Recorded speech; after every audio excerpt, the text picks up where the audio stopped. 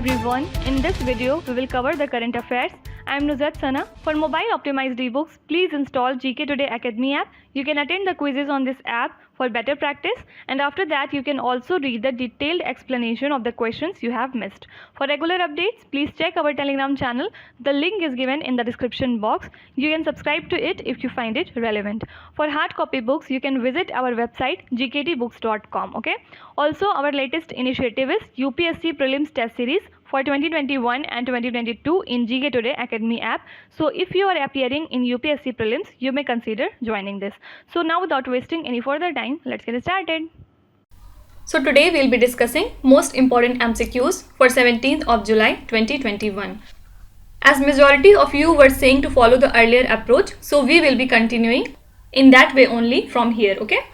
Question number 1. Which city is the venue of the Shanghai Cooperation Organization SCO meeting 2021? So this meeting was recently held in the city of Dushanbe, which is the capital of Tajikistan.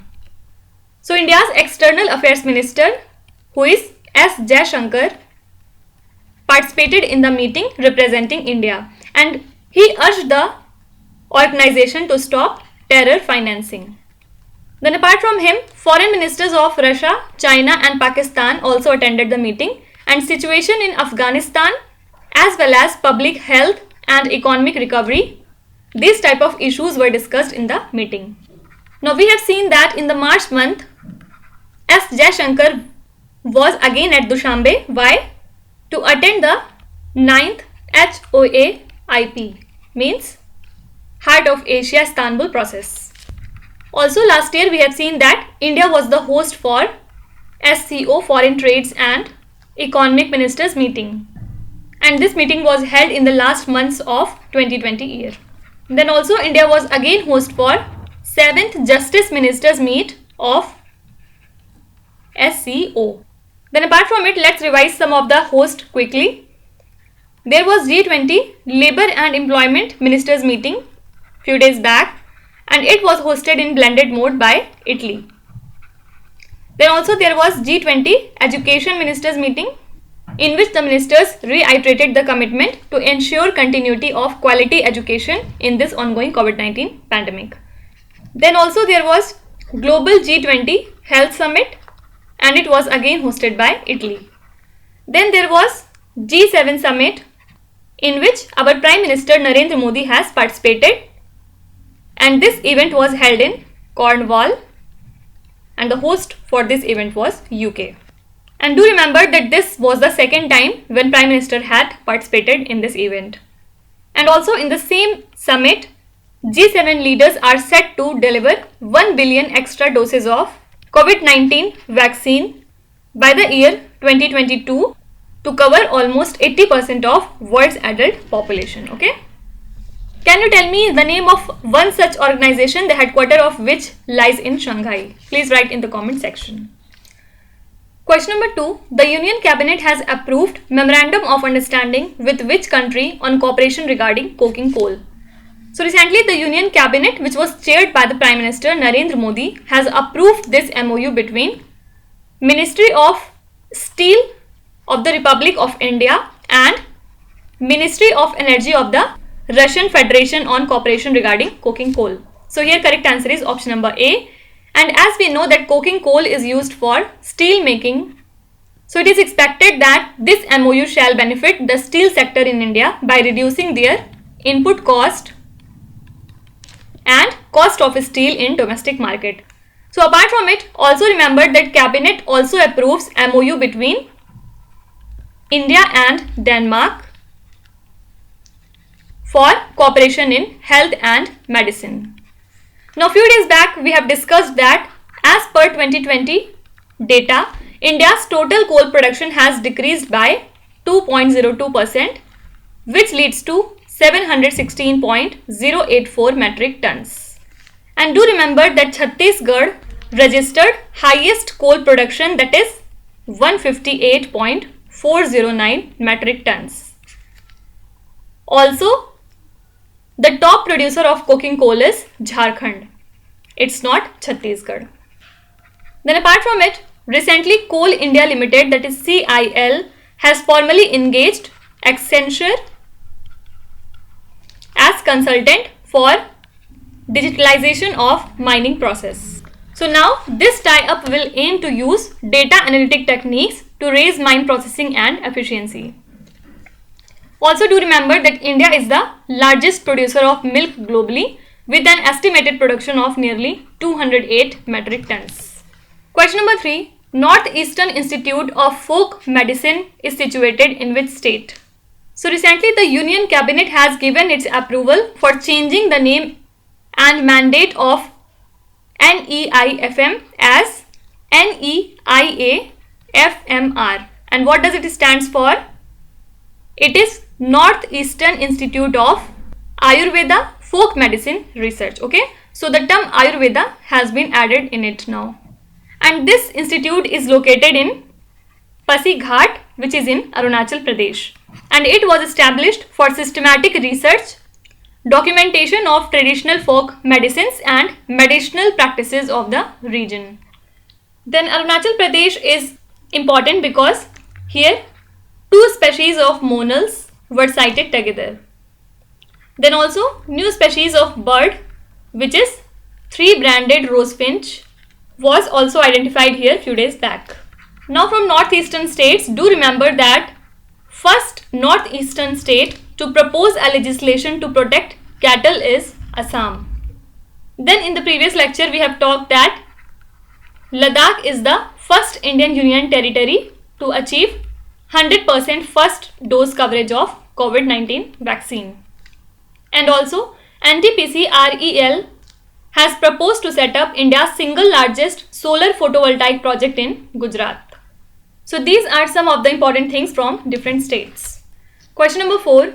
Which union minister has been appointed as the leader of House in Rajya Sabha? So recently Union Minister Piyush Goyal was appointed as the leader of the House in the Rajya Sabha, filling the vacancy which was created by Thawar Chand Gehlot.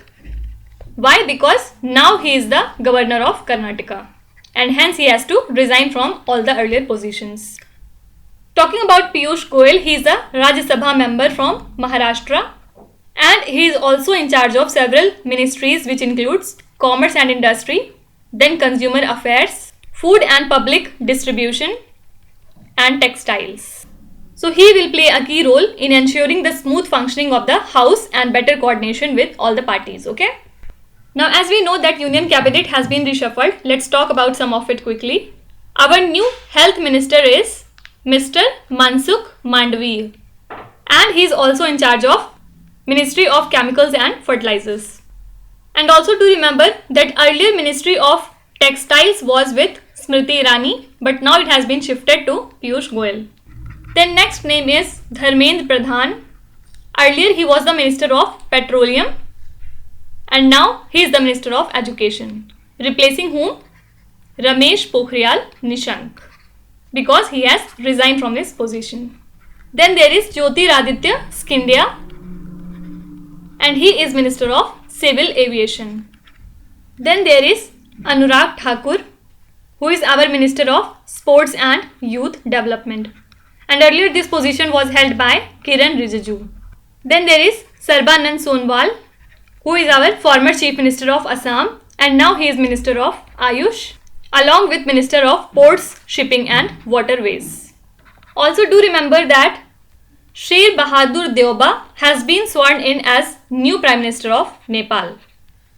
Question number 5. Who is the head of the commission set up to examine the issue of sub-categorization within OBCs in the central list?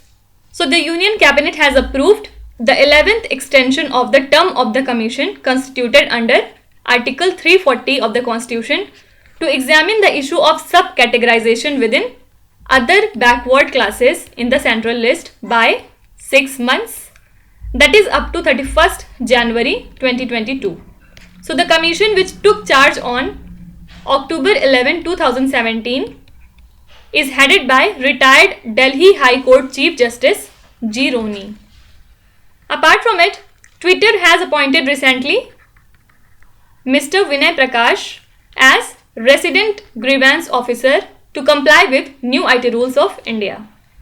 Then first MD of National Asset Reconstruction Limited is Padma Kumar Nair, and he had also handled the stressed assets resolutions in SBI. Then our new Chief Minister of Uttarakhand is Pushkar Singh Dhami, and he is a member of Uttarakhand Legislative Assembly from Khatima constituency. Question number 6. As per the RBI guidelines, what is the mandated method for replenishing cash in ATMs? So recently the RBI has extended the deadline for banks to use only lockable cassettes for replenishing cash in ATMs till March 2022. Actually, at present, most of the ATMs are replenished by way of open cash top-up or by loading cash in the machines on the spot. But after representations received from banks citing difficulties in moving towards the lockable cassette system, RBI has decided to extend the deadline for its implementation till March next year. Now, apart from it, RBI has announced recently RBI Retail Direct Scheme, which aims to facilitate investment in government securities by retail investors. Then also, RBI has allowed small finance banks to apply for amalgamation with the promoter entities on completing 5 years of operations. Also, recently, RBI has approved Centrum Financial Services to take over Punjab and Maharashtra Cooperative Bank. And it has issued the directions for dividend payout for NBFCs, under which dividend ratio has been capped at 50 to 60%. Question number 7. National Ayush Mission is classified as which category of scheme? So recently the Union Cabinet has approved to continue the National Ayush Mission as a centrally sponsored scheme for another 5 years till 2026. So a financial outlay of 4,607 crore rupees to be spent during the period, and the scheme, which was launched on 15th September 2014, is being implemented by Ayush Ministry obviously. And the objective of doing this thing is to provide cost effective services with the universal access through upgrading. Now, apart from it, recently the center has taken complete control of DMF, that is District Mineral Foundation funds, and now it has rejected the state's right to sanction or approve any expenditure out of the funds accrued from mandatory contribution from mining lease holders. So under Pradhan Mantri Khanij Kshetra Kalyan Yojana, which is being implemented by Ministry of Mines, the DMFs are required to use these funds for the welfare of persons and areas which are affected by mining related operations. Okay. Apart from it, recently the Union Ministry of Civil Aviation has released the Draft Drone Rules 2021 for public consultation. So this is intended to replace UAS, that is Unmanned Aircraft System Rules 2021, and now under the revised and drift regulation put for public consultation, drones are not permitted to operate without any unique identification number unless they are exempted. So there have to be a unique identification number. Question number 8. Monk fruit whose field trials have commenced in Himachal Pradesh originally belongs to which country? So this fruit is originally grown in China and it is known for its property of non-caloric natural sweetener. So recently the CSIR has commenced its field trials of growing the monk fruit in the state of Himachal Pradesh at the Institute of Himalayan Bioresource Technology, Kullu. So these trials commenced 3 years after the seeds were imported from China. Then a variety of mangoes called Haribhanga mangoes are important these days. Why? Because recently Bangladesh Prime Minister Sheikh Hasina has sent 2600 kg of these mangoes to our Prime Minister Narendra Modi and West Bengal Chief Minister Mamata Banerjee. So this is also known as mango diplomacy. Then talking about China, China has recently drafted its new 3-year action plan for cyber security industry. Then also it has officially begun the construction of world's first commercial modular small reactor named as Linglong 1 at its Xinjiang nuclear power plant.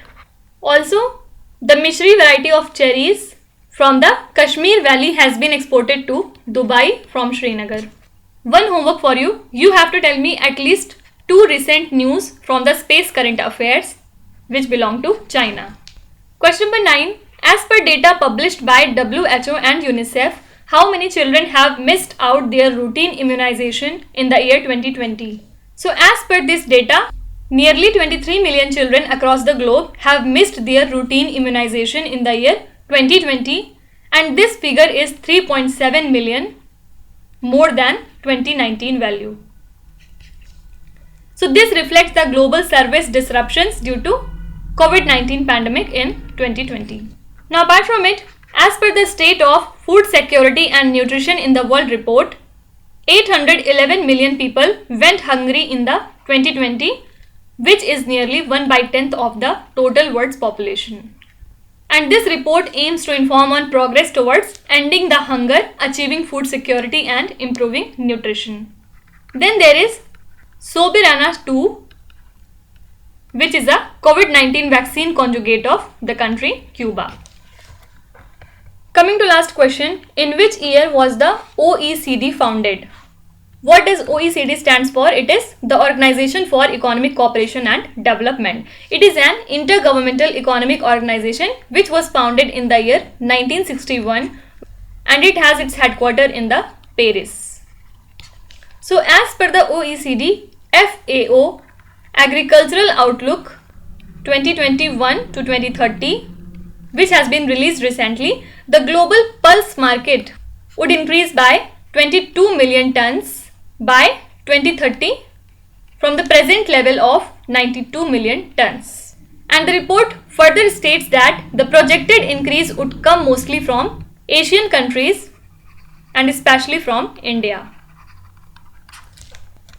Now let's start with today's quiz. Here on the slide you can see 5 questions which have been taken from the past 2-3 days current affairs. Pause the video and try to solve each of these questions, and at the end of the lecture do not forget to share your scores in the comment section. So please do not cheat and be honest with yourself. So that's it for today. I hope you have liked the session. These were the important news and events from today, and we will meet again tomorrow with some more important current affairs. Till then, stay tuned. Thank you so much for watching, and please do not forget to subscribe to GK Today. With this, me Nuzhat Sana signing off.